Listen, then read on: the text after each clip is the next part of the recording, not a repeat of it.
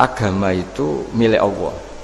Sehingga teori yang dikatakan manusia itu ya teori saja, tetap semua itu di tangan Allah. Ya saya saat itu cerita, misalnya saya ditanya, ini besi, materi besi dengan kaca itu kuat mana? Mesti kita menjawab kuat besi. Tapi saya yang mengendalikan besi dan kaca. Ternyata saya punya merencanakan menghancurkan besi, menetapkan kaca ini tak simpan, akhirnya puluhan tahun. Yang ini saya rencanakan saya hancurkan itu. Andai kan si yang menjawab tadi tahu rencana saya, mesti kuat bilang kuat kaca. Gitu. Makanya contoh paling gampang tadi, dinosaurus itu hewan paling kuat malah musnah itu. Pitik yang nggak kuat sampai sekarang. Gitu. Karena Allah bikin dinosaurus itu punya rencana dihancurkan itu. Sementara ayam enggak lah, gue rame-rame dunia gitu. Sehingga ya sudah. Nah, agama itu seperti itu. Agama itu sesuai rencana Tuhan. Sehingga ini cerita Nabi. Sehingga Nabi itu kadang nggak tahu bedanya antara sesuatu yang punya data, punya perangkat-perangkat untuk menuju A misalnya, itu nggak tahu bedanya. Jadi kalau Nabi ditanya misalnya gini, onta itu lahir dari betinanya, dari indukannya bisa? Ya bisa. Lahir dari batu, jawabnya ya bisa. Kalau dia seorang Nabi pasti jawab bisa. Kalau Nabi loh ya, bukan direktur mandiri, Nabi itu mesti jawabnya bisa. Jadi kalau Nabi ditanya, mata air itu keluar dari bumi kedalaman 7 meter, bisa. Keluar dari sini, dari meja, jawabannya ya bisa. Karena Nabi itu saking dekatnya Allah, tahu betul bahwa perangkat di dunia ini tidak bisa mendikte Allah. Semua itu kehendak Allah. Logika yang terbangun Nabi itu sebenarnya gampang ya. Kalau kita teliti itu, hanya gampang itu sesuatu yang benar itu pasti bisa dijelaskan secara gampang. Nah ini ngaji tauhid biar tidak terlalu berteori itu. Karena kalau saya cerita uang pinter jenengan. Dan saya tidak ingin pinter tentang uang.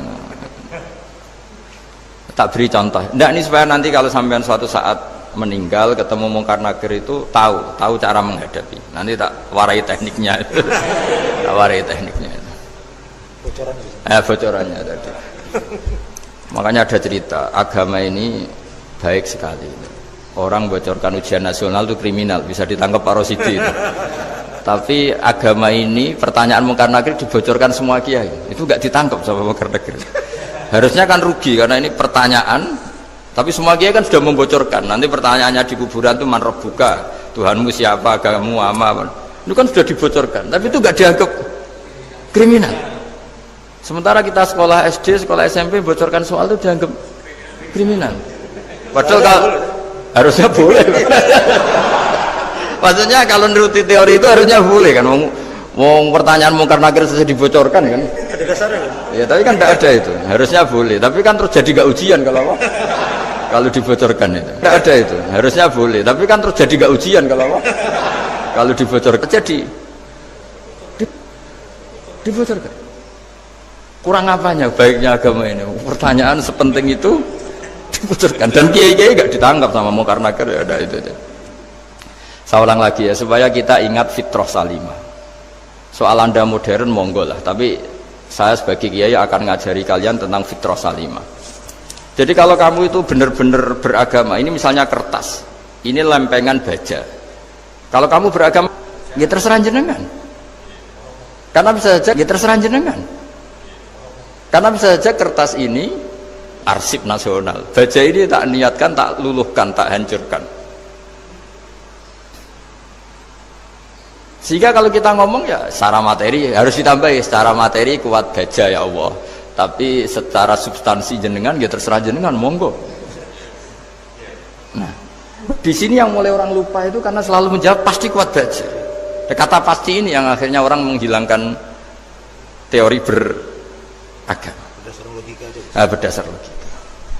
Nah akhirnya para nabi, para wali itu ditanya.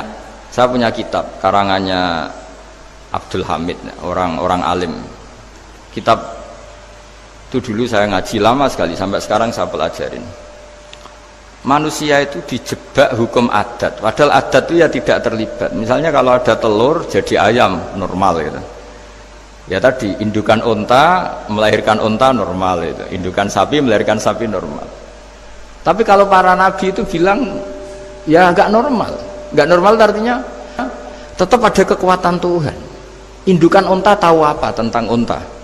Dia punya kekuatan apa? Bisa melahirkan unta, bisa menciptakan unta di perutnya, bisa ada jantungnya, ada paru-parunya, ada ususnya. Dia bisa apa? Di situ ada tangan Tuhan itu. Karena para nabi cara berpikir gitu, melihat tembok ya sama. Tembok sama indukan unta itu sama, sama-sama mungkin mengeluarkan unta. Sehingga ketika Nabi Soleh ditanya, bukti apa kekuasaan Tuhanmu? Apa bisa mengeluarkan unta dari batu besar ini?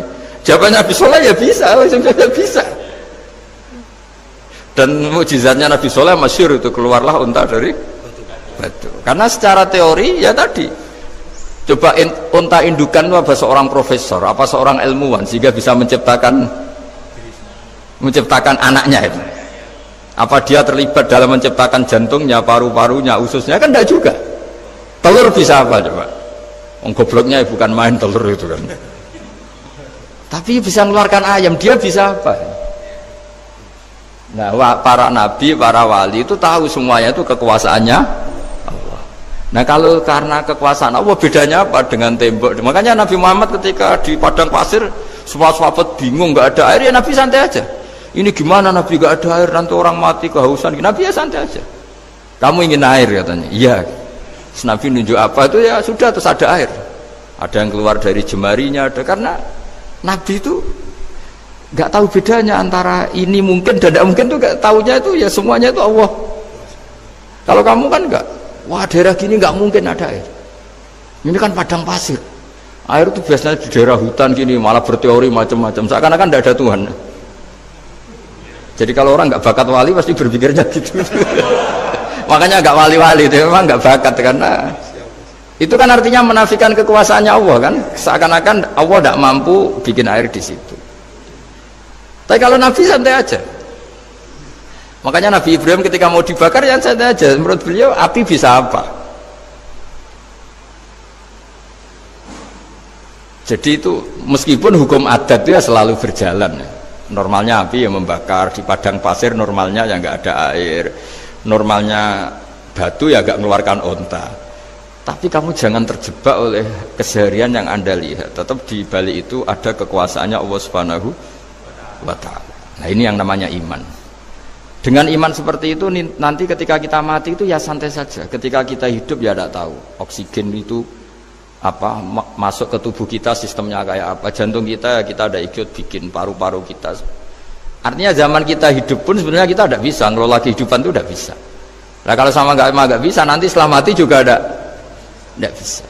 Ya sudah, ketika kita hidup yang ngelola juga Allah, ketika mati juga yang ngelola. Bedanya apa? Nah, ini di sini terus kita dilatih, inna sholati wa nusuki wa mahyaya wa mamati lillahi rabbil alamin. Tapi kenapa kita ragu terhadap kehidupan setelah kematian? Karena ketika kita hidup seakan-akan kita tahu cara hidup.